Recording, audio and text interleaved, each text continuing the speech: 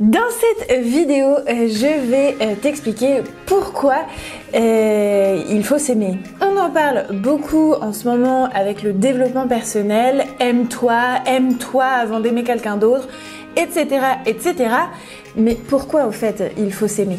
Bienvenue sur la chaîne Juliette's Diary, un endroit bienveillant et authentique d'échange, de partage, de conseils pour grandir ensemble et profiter pleinement de la vie. Je suis Juliette, spécialiste en communication, et aujourd'hui je vais décrypter un petit peu cette histoire d'amour de soi et pourquoi on nous rabâche sans arrêt cette idée.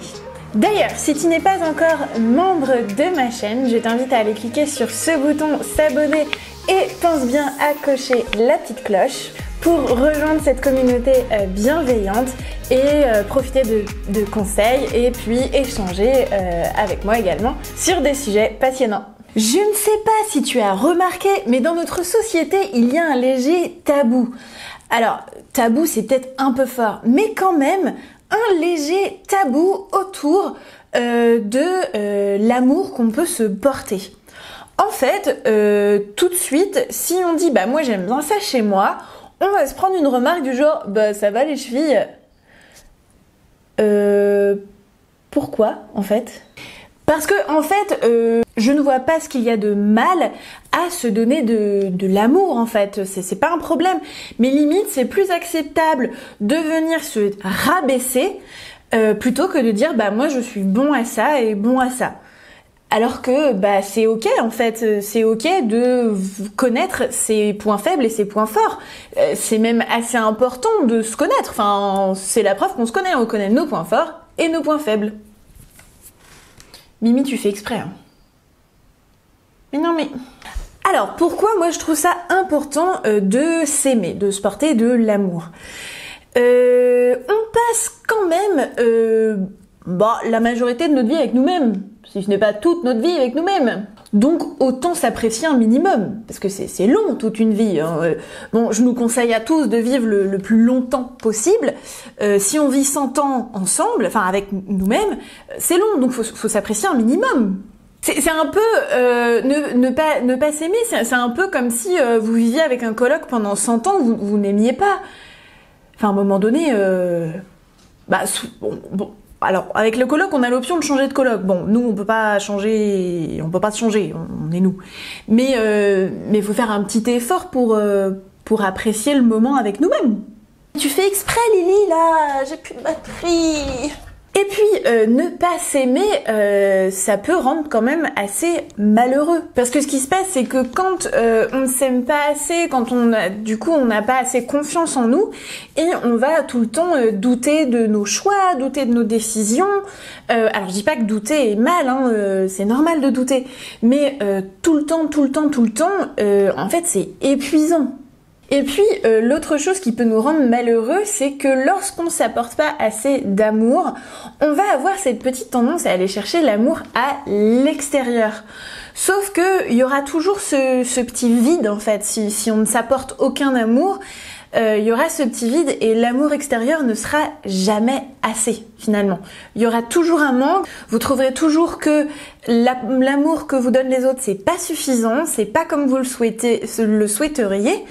Donc du coup, donnez-vous l'amour que vous souhaiteriez que l'on vous donne en fait, tout simplement.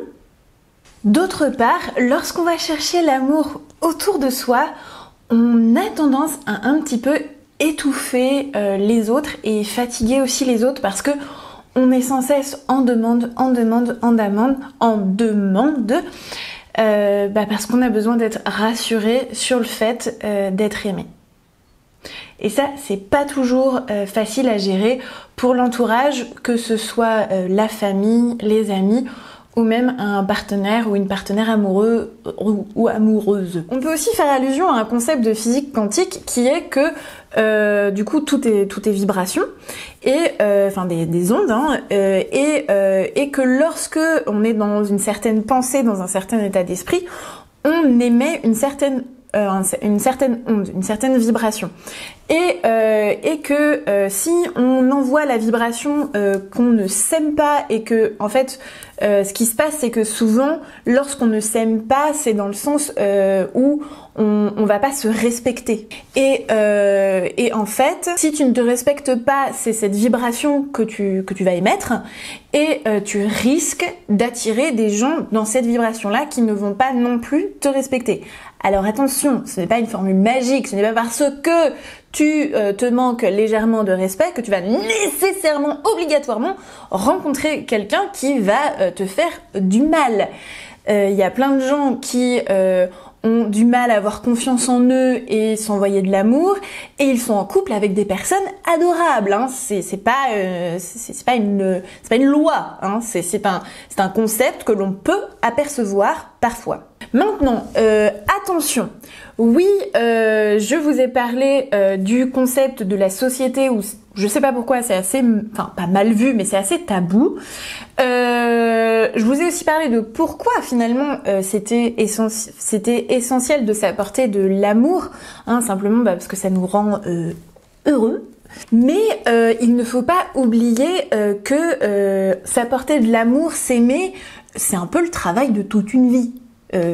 C'est normal en fait.